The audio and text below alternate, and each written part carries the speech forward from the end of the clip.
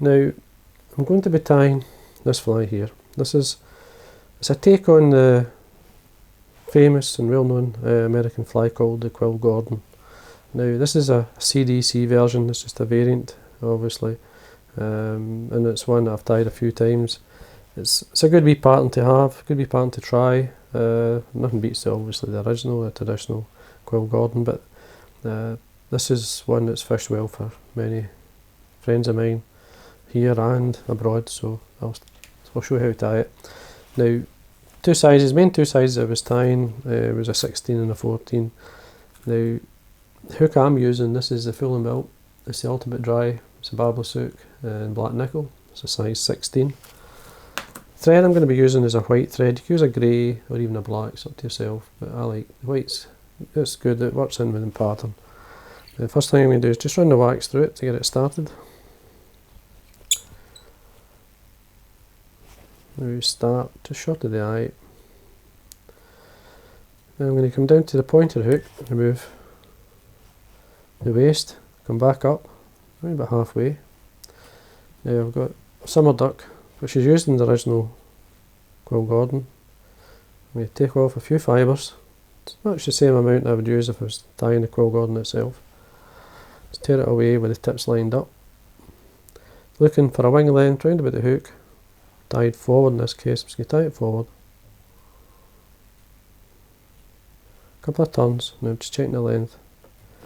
It's a wee tad long, you can pull it in a wee bit. And just lift it up just to see.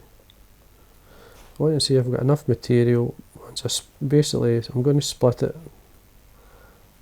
to form like a wing either side, or impression of the summer duck onto the CDC feathers. Give that a nice mark, that's fine. Trim it at an angle from the top down the hook. This helps you to get a taper in the body if you do that. And it's just a matter of working down, tidying things up. Tail, I'm going to be using Coq de Leon fibres. This is a dark speckled. Bring it 90 degrees from the feather, tear it away. You're looking for a tail length round the hook length, so put that in your finger and thumb. Offer it on the top, turn, and it turns onto the bare hook. Now you come underneath the tail fibres, let them go as you go by, and use that turn, pulling the thread towards the eye. That will slightly open the fibres, as you can see, gets them to sit nice. You could use some of it, you could use grey Coq fibres, which is in the original, or you could use many different things for the tail. Got a quill here.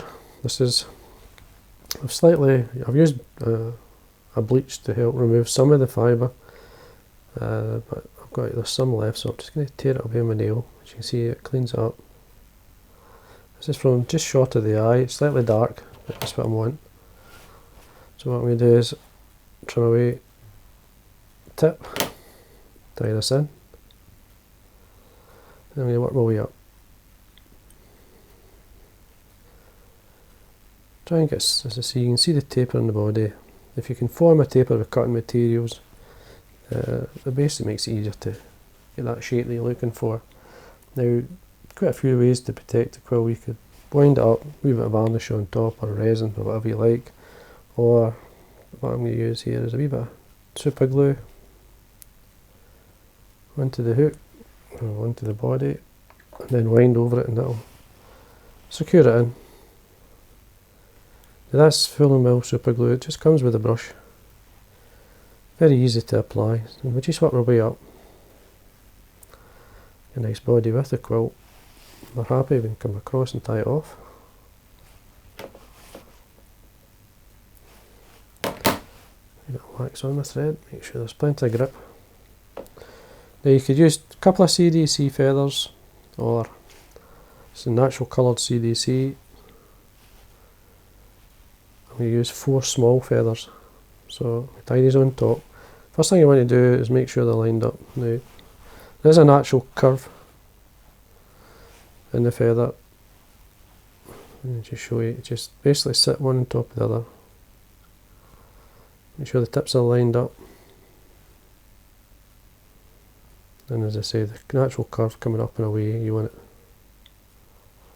Doesn't have to be as fussy as that, but you want the tips at least to be lined up, and you want to pull it in. You quick look, you'll see then if you're actually lined up, that's fine. You're looking for a wing length to be obviously within the fibres of the summer duck. Tie that on the top, 2 or 3 turns. Just at this point I'm just checking the length. That's fine. Now, good 3 or 4 more turns, and come in front. You can lock in 2 or 3 turns in there as well. At this point we can make sure the summer duck is slightly spread. See where we are. That's fine.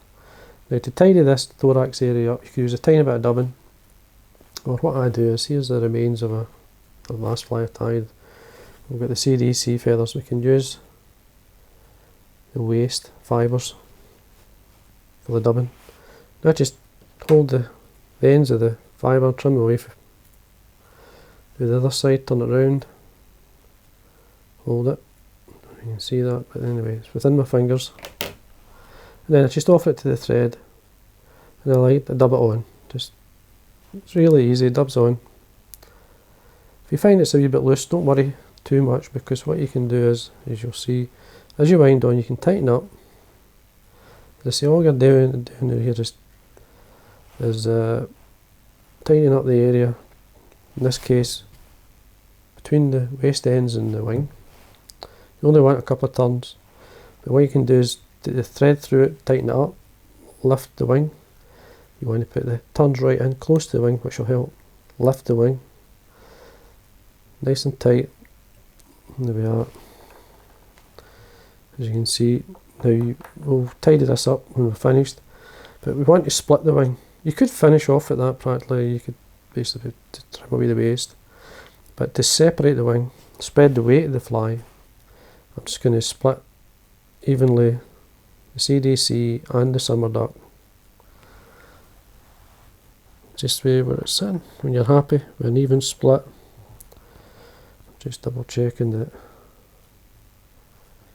enough fibres down either side. As I say, just take your time. There's obviously 4 feathers being used, and there's 4 tips in there. You want 2 either side. When you're happy, then you can use the waist to come over and separate, if you can see there. So we just bring that through. Keep it nice and tight. Tighten up, 3 or 4 turns in. Again, just check where we are. Now you give yourself plenty of room here to tie this in. By keeping the tips in, really just the tips, you'll get a much closer cut to the thread and where you want it, rather than cutting too far up the cithers. This way you can come in, you can basically tidy this area up. A bit of wax on my thread there. We can again get some more of the CDC. I'll just show you again. Just hold the tips like that. There's a waist end, we can trim that away. There's enough dubbing within my finger and thumb there. I can then apply it to, or just dub it onto my thread.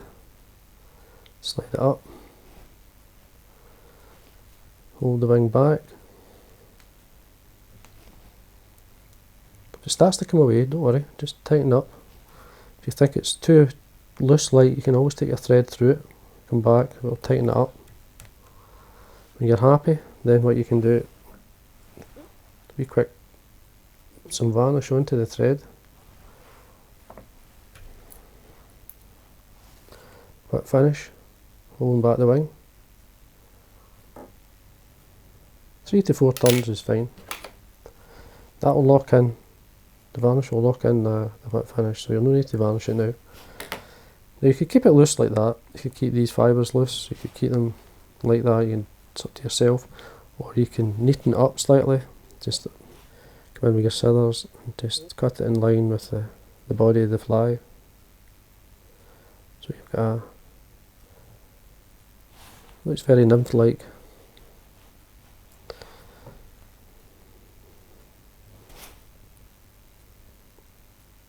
Take your time, there we are. Simple wee fly. But But you can see the wing, and you can see how it mixes well with the summer duck. Great wee pattern, fun to tie. It's obviously a variant of the original Quill Gordon. Just going to trim some of these away. But there's a lot of obviously materials from the original fly. So anyway, I hope you enjoyed that. Tie up a few, you'll not go far wrong. As I say, it is a good wee pattern. So I hope you enjoyed that.